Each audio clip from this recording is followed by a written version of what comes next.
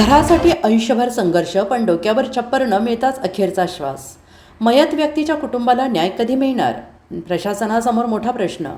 जिल्हाधिकाऱ्यांनी तात्काळ घरकुल, हक्काची जागा आणि रोजगार उपलब्ध करून द्यावा, सर्वसामान्यांची जोरदार मागणी. सत्यवादी न्यूज, तुळजापूर प्रतिनिधी. मयत झालेल्या सुनील पवार या व्यक्तीने शेवटच्या क्षणी फुटपाथवर तुळजाभवानी पार्किंगच्या मोकळ्या जागेत आपला श्वास सोडला.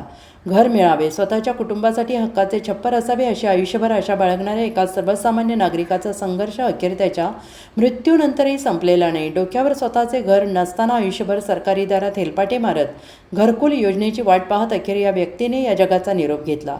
मात्र आज त्याच्या कुटुंबियांसमोर राहण्यासाठी घर नाही, नियमित रोजगार नाही आणि उद्याचा दिवस कसा जाईल याची शाश्वती नाही. या हृदयद्रावक घटनेमुळे तुळजापूरसह धाराशिव जिल्ह्यातील नागरिकांमध्ये तीव्र भावना व्यक्त होत असून प्रशासनाने या कुटुंबाला तातडीने न्याय द्यावा अशी मागणी जोर धरते आहे. मृत व्यक्तीने आपल्या आयुष्याच्या अखेरच्या टप्प्यात एक भावनिक संदेश दिला. मुख्यमंत्री साहेब, मी तर जात आहे, पण माझ्या कुटुंबाला तरी घरकुल आणि हक्काची जागा मिळवून द्या.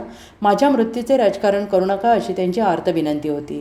आणि या शब्दांनी अनेकांच्या डोळ्यात अश्रू आणलेत. कारण हा प्रश्न केवळ एका कुटुंबाचा नसून घरकुलाच्या प्रतीक्षेत असलेल्या हजारो सर्वसामान्य कुटुंबाचा आहे. स्थानिक नागरिकांचे म्हणणे आहे की ज्या व्यक्तींना खरोखरच घराची गरज आहे त्यांच्यापर्यंत अनेकदा शासकीय योजना वेळेवर पोहोचत नाहीत. अनेक अर्ज, कागदपत्रे, कार्यालयांचे फेरे आणि वर्षानुवर्षाची प्रतीक्षा यामध्ये अनेकांचे आयुष्य निघून जाते. आज या कुटुंबाकडे ना कायमस्वरूपी निवारा आहे, ना स्थिर उत्पन्नाचे साधन. त्यामुळे जिल्हा प्रशासनाने मानवी दृष्टिकोनातून या प्रकरणाची तातडीनं दखल घ्यावी अशी मागणी नागरिकांकडून होते आहे.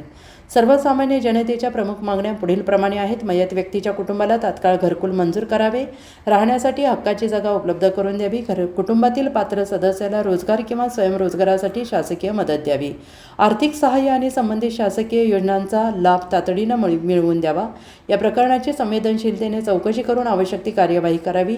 स्थानिक नागरिकांनी जिल्हाधिकारी, तहसील प्रशासन आणि संबंधित विभागांनी या प्रकरणाकडे केवळ कागदोपत्री न पाहता प्रत्यक्ष पाहणी करून कुटुंबाला त्वरित मदत करावी अशी अपेक्षा आहे. दरम्यान या कुटुंबाला शासकीय योजनांचा लाभ मिळण्याबाबत संबंधित प्रशासनाकडून अद्याप अधिकृत भूमिका जाहीर झालेली नाही.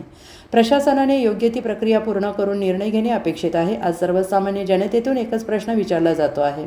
आयुष्यभर घरासाठी झगडणाऱ्या व्यक्तीला घर मिळाले नाही तर आता त्याच्या कुटुंबाला न्याय मिळणार का?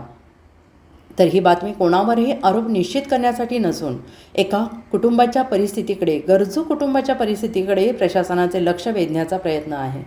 संबंधित कुटुंब शासनाच्या निकषानुसार पात्र असल्यास त्यांना तातडीनं मदत मिळावी ही सर्वसामान्यांची अपेक्षा आहे.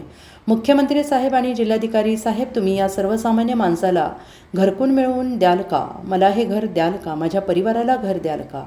सत्यवादी न्यूज, तुळजापूर. सत्यासाठी, सर्वसामान्यांच्या न्यायासाठी.